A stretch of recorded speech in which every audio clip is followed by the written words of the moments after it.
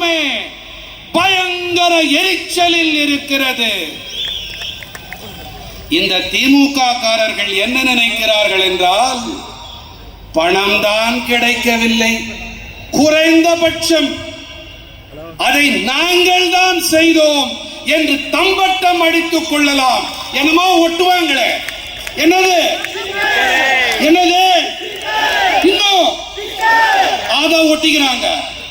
ஆனால் ஐயோ பாவம், இதிலும் கூட அவர்களுக்கு வெற்றி கிடைக்கவில்லை. நான் திமுக காரர்களுக்கு ஒன்று கூறிக்கொள்ள விரும்புகிறேன். மோடி தமிழ்நாட்டின் வளர்ச்சி திட்டங்களுக்காக அளிக்கப்படும் பணத்தை கொள்ளையடிக்க விடமாட்டான்.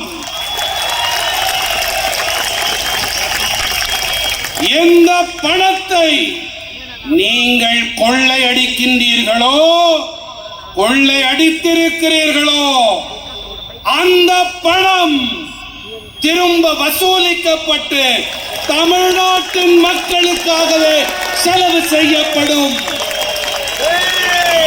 எனதருமை நாட்டு மக்களே, இது மோடி அளிக்கும் கேரண்டி, இது மோடியின் உத்தரவாதம். साथियों, परिवारवादी पार्टियां सिर्फ और सिर्फ अपने भविष्य की सोचती है, जबकि मोदी देश के भविष्य का सोचकर काम कर रहा है। परिवारवादी पार्टियों के समय देश के 18,000 गांव में बिजली नहीं थी। देश के 2.5 करोड़ से ज्यादा घर अंधेरे में थे। आप भी जानते हैं, 21वीं सदी की बहुत बड़ी चुनौती एनर्जी सिक्योरिटी है। आज हमारी सरकार इस दिशा में भी तेजी से काम कर रही है। अभी मैं कल्पाकम से ही वहीं से आ रहा हूं, जहां भारत ने ऊर्जा क्षेत्र में आत्मनिर्भर बनने के लिए बड़ा कदम उठाया है। आज कल्पाकम में देश के पहले और made in India fast breeder reactor ने बिजली उत्पादन के लिए ऐतिहासिक पड़ाव पार किया है। तकनीकी भाषा में कहें तो आज इस परमाणु ऊर्जा केंद्र में कोर लोडिंग का आरंभ हो गया है। कुछ ही समय में इससे बिजली उत्पादन शुरू हो जाएगा। इस रिएक्टर के चालू होने के बाद भारत ऐसी टेक्नोलॉजी हासिल करने वाला दुनिया का दूसरा देश बन जाएगा।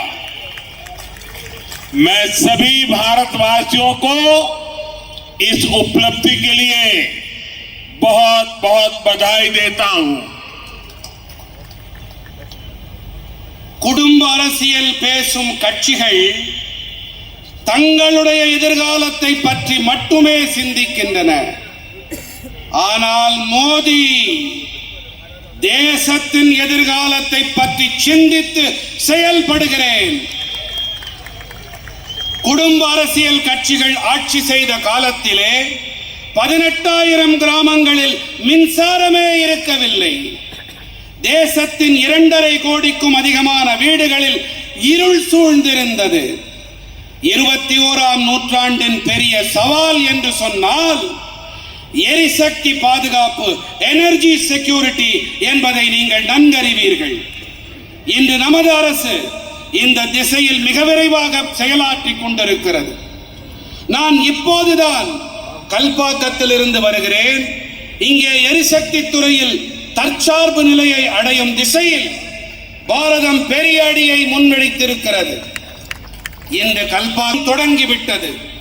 சில காலத்திலேயே இதன் மூலம் மின் உற்பத்தி தொடங்கப்பட்டுவிடும்.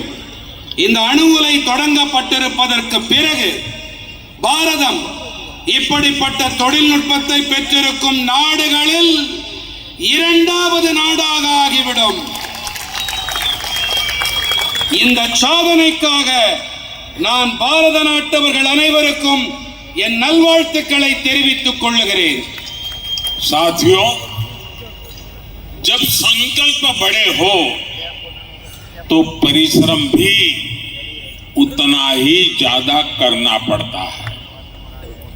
साल 2024 की शुरुआत, अब उसको बहुत ज्यादा सप्ताह नहीं गुजरे हैं.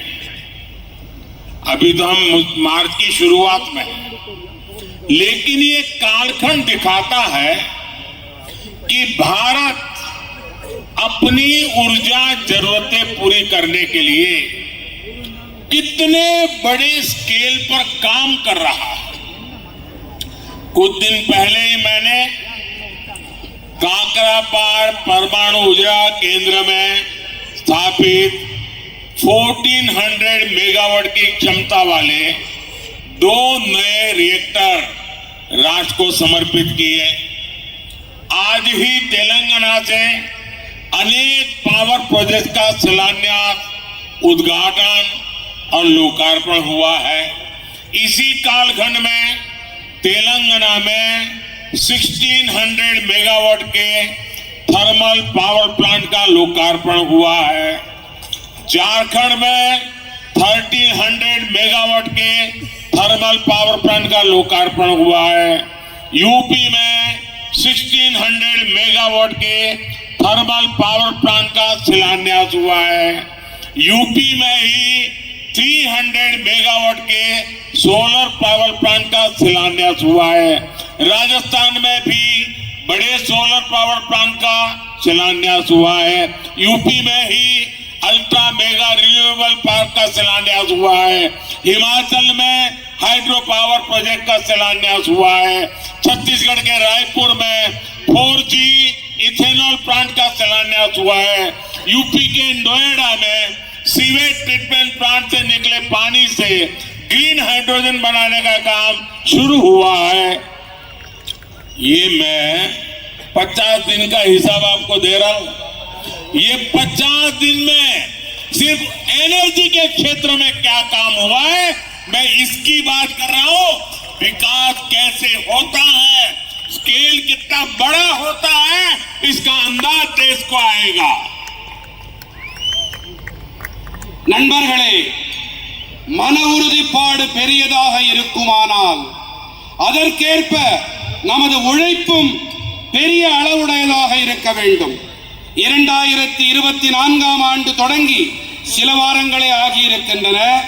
ஆனால் இந்த காலகட்டத்தில் பாரதம் தனது எரிசக்தி தேவைகளை நிறைவு செய்து கொள்வதில் பெரிய வீச்சில் செயல்பட்டு வருகிறது.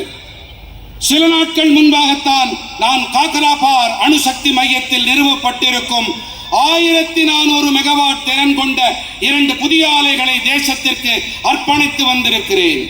இன்றுதான் தெலங்கானாவின் பல ஆற்றல் திட்டங்களுக்கான அடிக்கல் நாட்டப்பட்டன, திறந்து வைத்து மக்களுக்கு அர்ப்பணிக்கப்பட்டிருக்கின்றன. தெலங்கானாவில் 1600 மெகாவாட் அனல் மின் நிலையம் நாட்டிற்கு அர்ப்பணிக்கப்பட்டிருக்கிறது. ஜார்க்கண்டில் 1300 மெகாவாட் திறன் கொண்ட அனல் மின் நிலையத்திற்கு அடிக்கல் நாட்டப்பட்டிருக்கிறது. இதே ஊபியில் 300 மெகாவாட் திறன் கொண்ட சூரிய சக்தி ஆலைக்கும் அடிக்கல் நாட்டப்பட்டிருக்கிறது. உத்தரப்பிரதேசத்திலே 1600 மெகாவாட் திறன் கொண்ட அனல் மின் நிலையத்திற்கு அடிக்கல் நாட்டப்பட்டிருக்கிறது. ராஜஸ்தானத்திலும் கூட பெரிய சூரிய சக்தி ஆலைகளுக்கும் அடிக்கல் நாட்டப்பட்டிருக்கின்றன. ஊபியில் மிகப்பெரிய புதுப்பிக்கவல்ல எரிசக்தி பூங்காவிற்கு அடிக்கல் நாட்டப்பட்டிருக்கிறது. இமாச்சல பிரதேசத்தில் புனல் மின் நிலையத்து திட்டத்திற்கும் அடிக்கல் நாட்டு விழா நடந்தேறி இருக்கிறது. சத்தீஸ்கடிலே ராய்ப்பூரிலே 4G எத்தனால் ஆலைக்கு அடிக்கல் நாட்டப்பட்டிருக்கிறது. ஊபியிலே நொய்டாவிலே கழிவுநீர் சுத்திகரிப்பு ஆலையிலிருந்து வெளியேறும் நீர் மூலம் பசுமை ஹைட்ரஜன் தயாரிக்கும் பணி தொடங்கப்பட்டிருக்கிறது. இது கடந்த சில நாட்களில் செய்யப்பட்டிருக்கும் அடிக்கல் நாட்டு விழா திறப்பு விழாவுக்கான பட்டியலை மட்டுமே உங்களுக்கு அளித்திருக்கிறேன். साथियों, आप जरा एक बात मैं कहने जा रहा हूं, ध्यान से सुनिए. चेन्नई के लोग भी सुने, तमिलनाडु के लोग भी सुने और देश के लोग भी सुने. कुछ दिन पहले तमिलनाडु में ही देश के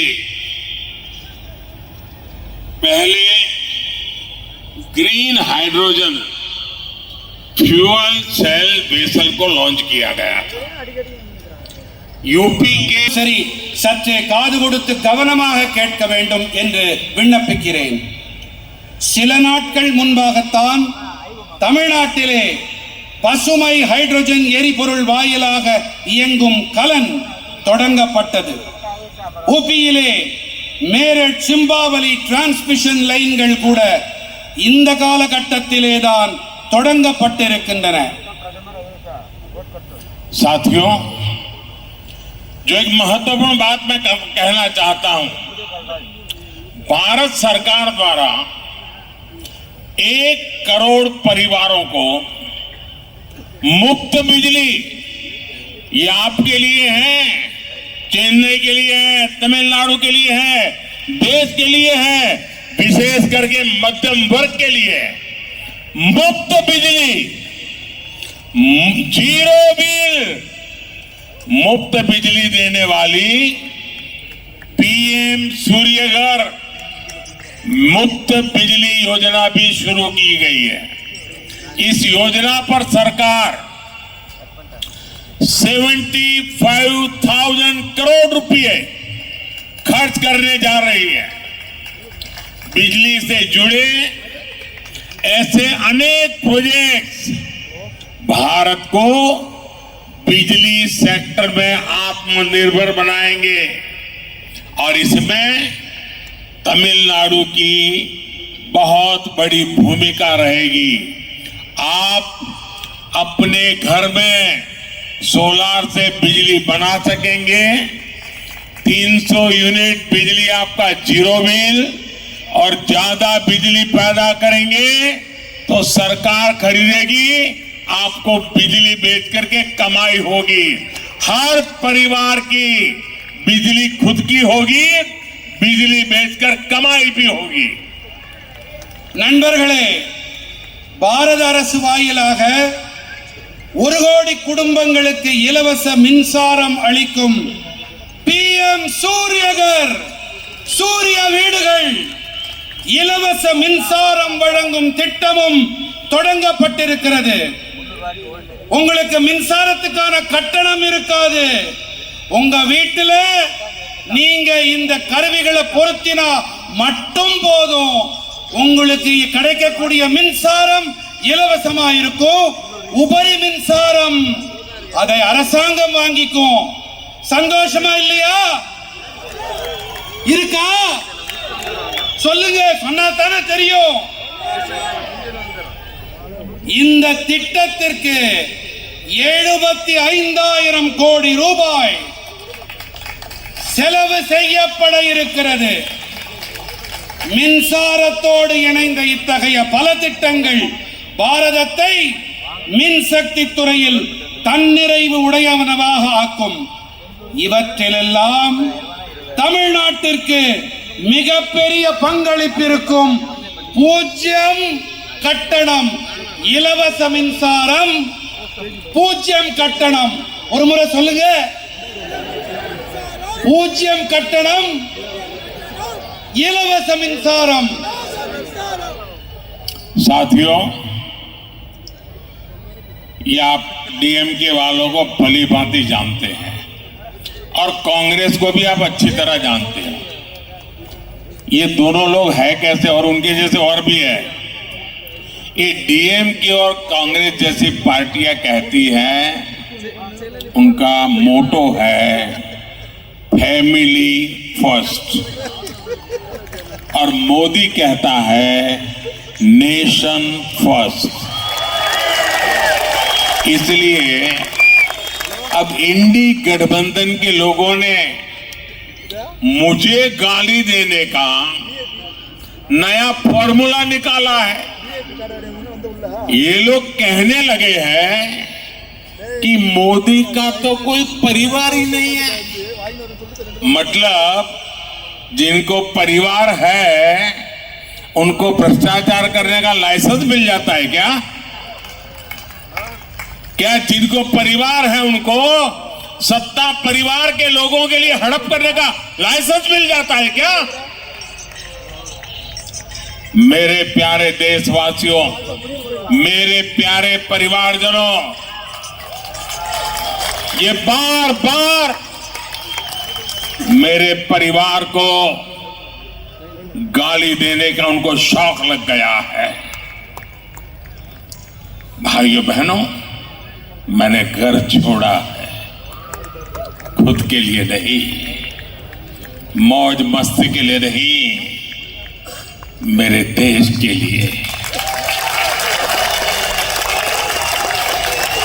ये मेरा देश, यही मेरा परिवार है। 140 करोड़ भारतवासी, यही मेरा परिवार है।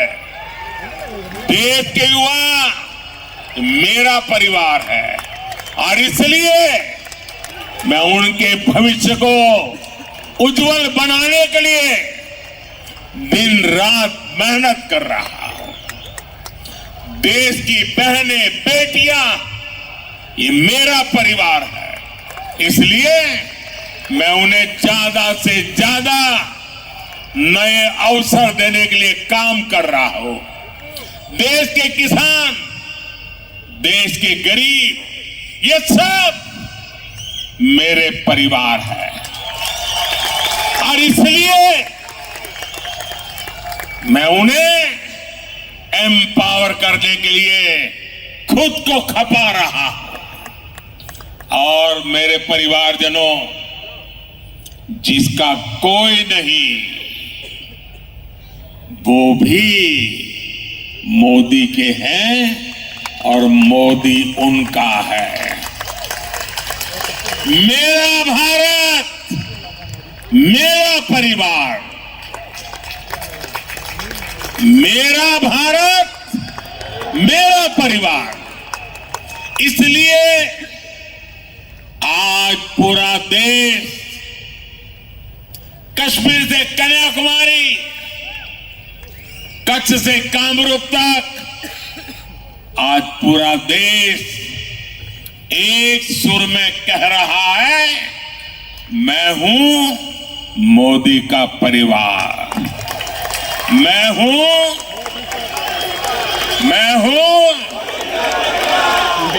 नान दान मोदीयन कुडुंबम,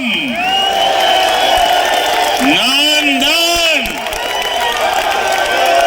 नान दान, मान दान, नान दान।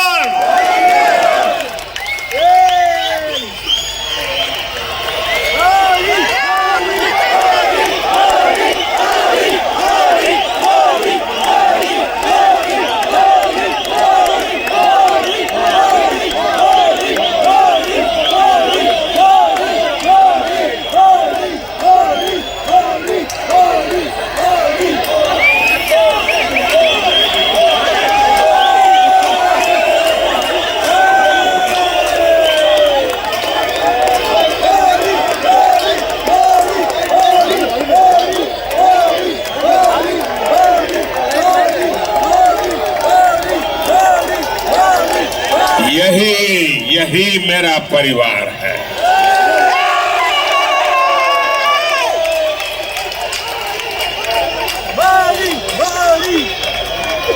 என் மனம் நிறை குடும்ப சொந்தங்களே,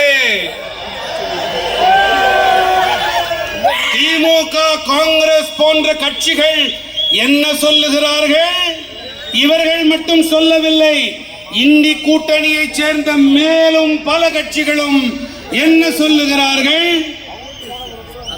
குடும்பத்துக்கே முதல் உரிமை. என்ன நான் சொல்றது காதுல விழுதா?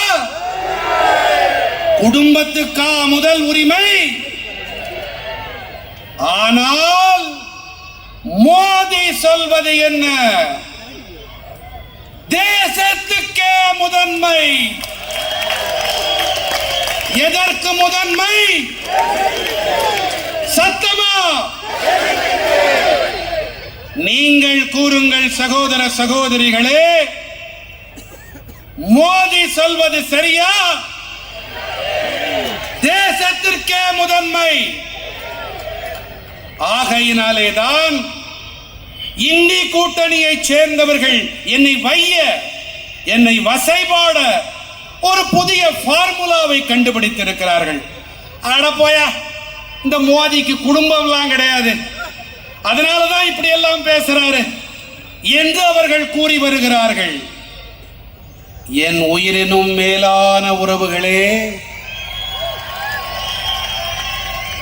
எனக்கு 16 வயதான போது நான் வீட்டை துறந்து வெளியேறினேன். எதற்காக வெளியேறினேன்? யாருக்காக வெளியேறினேன்? இந்த தேசத்திற்காக நான் வெளியேறினேன். எனதருமை மக்களே, நீங்கள் தான் என் குடும்பம்.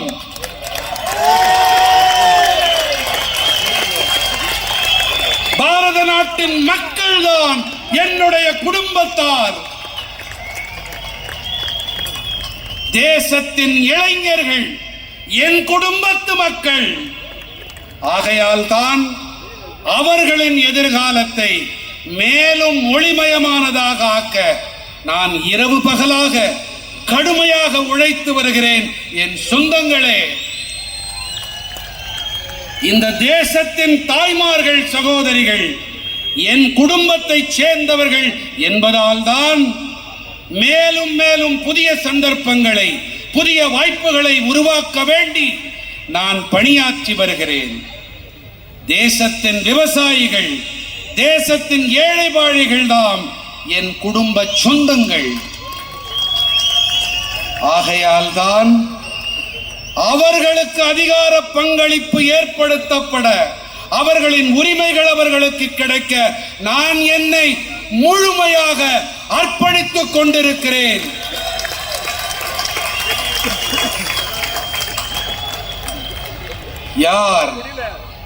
யாருமே இல்லாதவர்களோ, யார் நிராதரவாக இருக்கிறார்களோ, யார் அனாதைகளோ, யாருக்கு யாருமே இல்லையோ, அவர்களும் இந்த மோடியை சேர்ந்தவர்கள் தான். மோடி அவர்களுக்கு சொந்தமானவன். என்னுடைய பாரதம், என்னுடைய பாரதமே என்னுடைய குடும்பம்.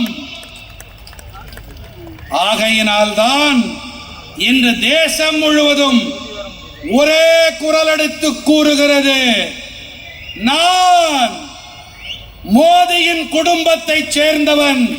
என்ன கூறுகிறது? இன்னொரு தடவை தில்லி செங்கோட்டை வரைக்கும் கேட்கணும். மோடியின் குடும்பம். साथियों,